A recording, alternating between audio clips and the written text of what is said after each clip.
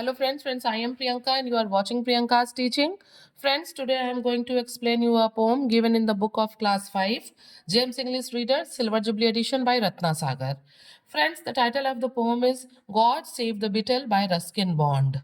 Friends, Ruskin Bond was born in 1934 at Kasauli in India. Okay, his parents were Britishers.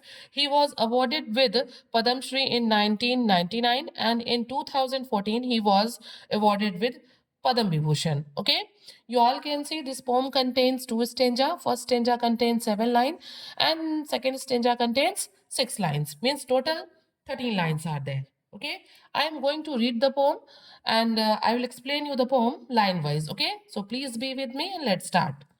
Lord, please give some sense of direction to this beetle who keeps blundering through the open window and falling into the goldfish bowl. यहाँ पे जो poet हैं वो कहते हैं god से कि god please give some sense of direction. ये जो बिटल है ना, ये जो बिटल एक इंसेक्ट है, इसको क्या करिए आप, एक सेंस ऑफ डायरेक्शन दीजिए, एक आइडिया दीजिए कि इसको कहाँ जाना है।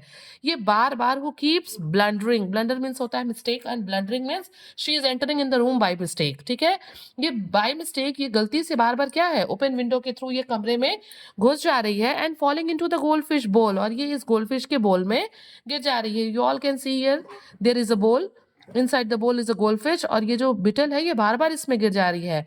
Means in this poem, the narrator is concerned for a beetle that flies into his room and ends up in the fish bowl. वो कमरे में आ जाती है बार बार और कहाँ गिर जाती है, गोल्डफिश के बोल में।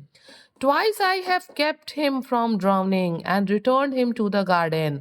यहाँ पे जो पोइट हैं वो कहते हैं कि मैंने इसको 2 बार ऑलरेडी डूबने से बचाया है। ठीक है, मैं इसको 2 बार बचा चुका हूँ डूबने से और मैंने इसे वापस गार्डन में भेजा है।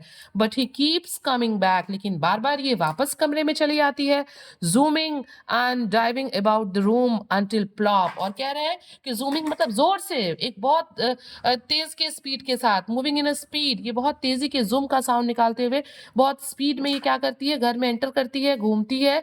Diving about the room up until plop, और जब क्या होता है ना, किसी चीज के गिरने की आवाज होती है ना, तो ये भी पानी में प्लॉप करके साउंड है ये, उसमें क्या करती है, उसमें गिर जाती है, उसमें गोता लगा देती है, गोल्डफिश के बोल में चली जाती है।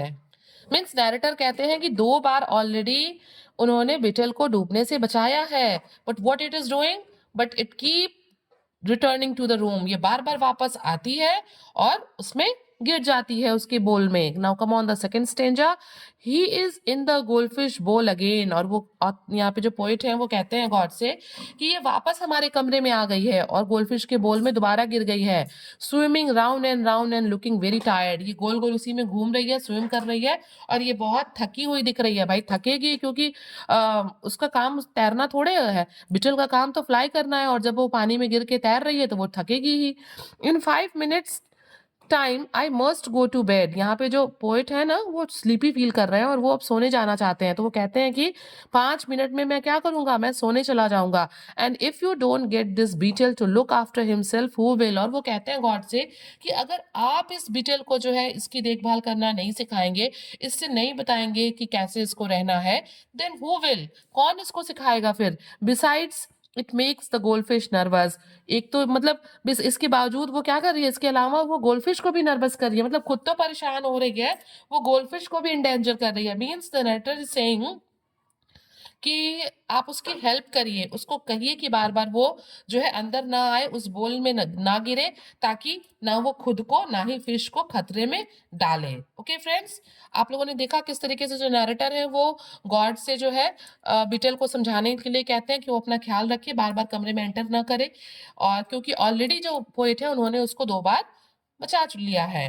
तो friends, we can say that the title of the poem is that people should be responsible for their actions and not endanger themselves or others। मतलब इस पोएम का जो मॉरल है वो ये है कि जो लोग होते हैं ना, उनको अपने काम के लिए खुद रिस्पॉन्सिबल होना चाहिए, वो जो कुछ भी करते हैं उसके लिए वो खुद जिम्मेदार है, और उन्हें ऐसा कोई भी काम नहीं करना चाहिए जिससे कि वो या दूसरे वो किसमें खतरे में पड़े।